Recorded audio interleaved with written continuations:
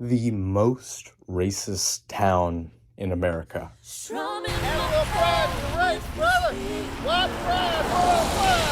Well, now there's a new growing push for the billboard to come down. Are you a Marxist? Communist, domestic terrorist. Once you take to Chicago or New York, you hold it up.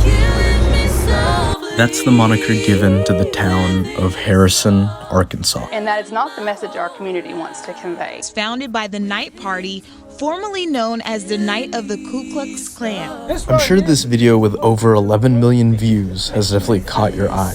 As a minority myself, one might advise me to probably stay at home, to stay safe, stay as far away from that place as you possibly can.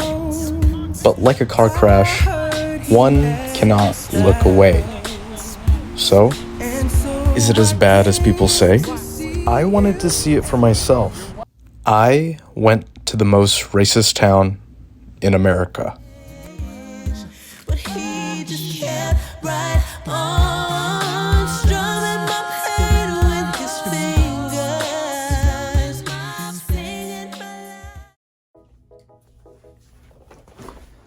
Well, I survived. Now, this video is largely inspired by Gideon's video and Rob Bliss and Canto Mando. And just a little context about myself, I grew up in Mississippi for all my life. And of course, I'm exposed to racism, just like any other person of color.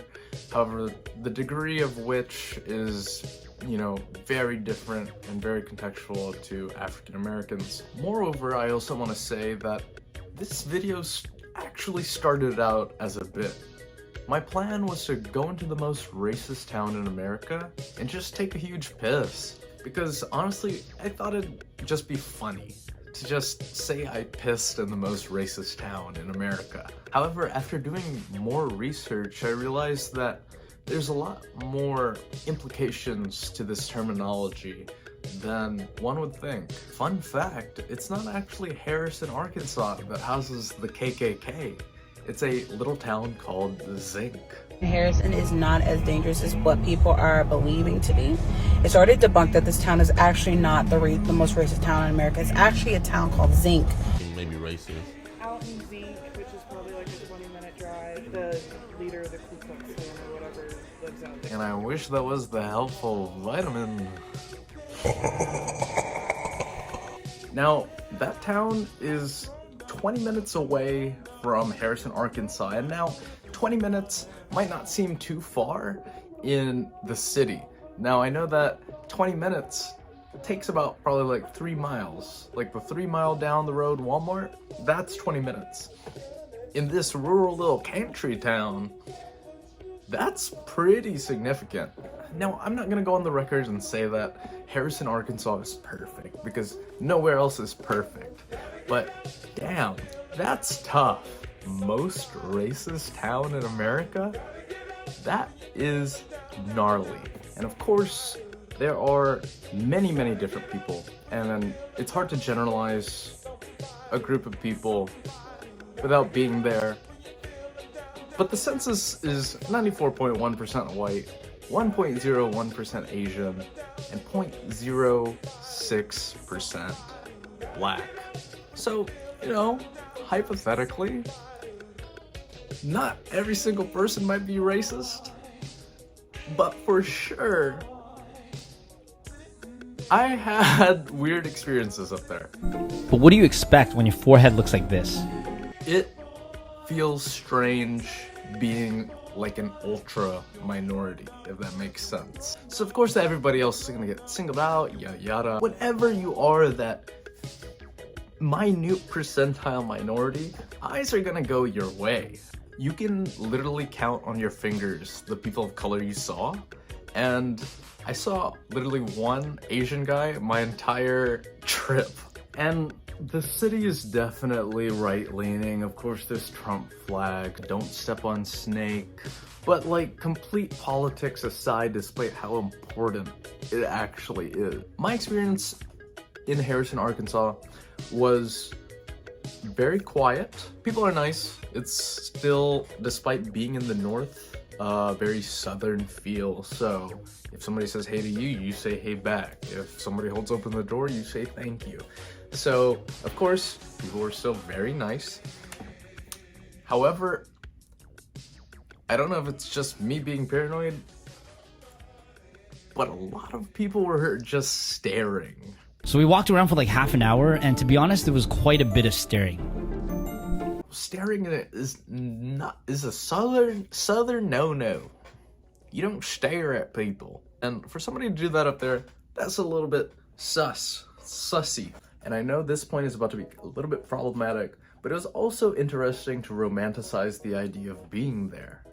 Not because of the people, not because of the title, the most racist town in America, but because DeMarcus Cousins III was there. Attention patrons of Walmart. I am trying to conduct an interview with Tom Robb. Does anybody know Tom Robb by any chance? And that was pretty cool. At the end of the day, this is a huge problem of the consequences of association. If you're associated with a crime, you can also be convicted. It would kind of be an equivalent comparison if Harrison were just a small town right next to Zinc. It's the biggest town over, so it's easy to place blame. What makes it not equal is the fact that there's a billboard. So as soon as you enter Harrison, Arkansas, the vibes are set, baby. You know where you're driving into. But I gotta say, downtown Harrison, super beautiful. I come from a really, really small town, so if you have a Target in your town, it's very impressive. And as I mentioned before, there is a Walmart Drive. And approaching that was kind of surreal. As the little country bumpkin that I am, I'm never ever exposed to what I see in the media. This is like the worst take ever. This is how I imagine what people say when they stand on the spot where JFK got iced. But being at that Walmart Drive, it was just shocking. The fact that where I was right there is the exact same place that this was said. About 10 minutes, I'm gonna be back. You better be fucking gone. I'm glad that what minority there is, they are trying to get rid of that little piece of evil. What's tough is that some people are in it for the economic benefits of it. Tarnishing our town's name and preventing businesses from wanting to invest here, preventing employees to want to come and work here. And then there's the many few that actually care. And the story becomes even more problematic when the lawyer that's placed right above that billboard is actually the ones defending them. So, in my mind, I'm not sure if it's the KKK has hired this lawyer to defend them. Documents say the billboard is leased out. The owner of the sign didn't want to speak on camera, but says he's just doing business, and the First Amendment gives his customer the right to have the sign up. And then we have ad space right there. So I don't know if he thinks that's good for his marketing, but whatever, get your bag, I guess. That was a joke. And coming from the off branch, everything comes from a place of ignorance and bigotry. There are people that see nothing wrong with the sign. It does seem to come off as pretty racist. I don't see it as being any kind of a racism sign. And you start wondering, well, what does the sign really mean? If you just read the message on the sign, it's not racist to love people. You know, that's a pretty good message. You'd probably see it in Barney.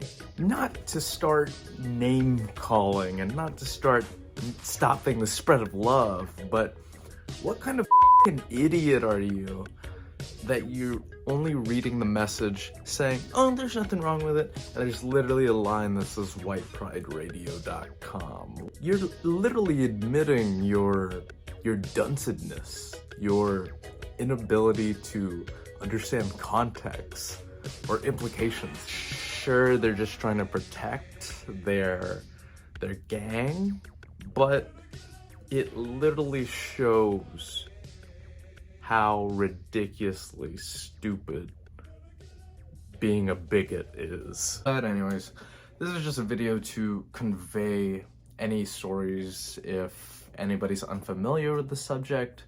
I just thought it was funny to be there. Yes, please check out All the other videos I've mentioned, they'll be in the description. They are way more well produced than this one and a lot more investigative. I did not have a camera crew. I did not have even a friend to keep me company. Miss you, Andre. And I also don't have the significant pull that any other bigger celebrity has. I know that Gideon actually got an interview with, I think, the mayor of Harrison. Are you the mayor? And then this guy named Nico was able to fake a BBC interview with the leader?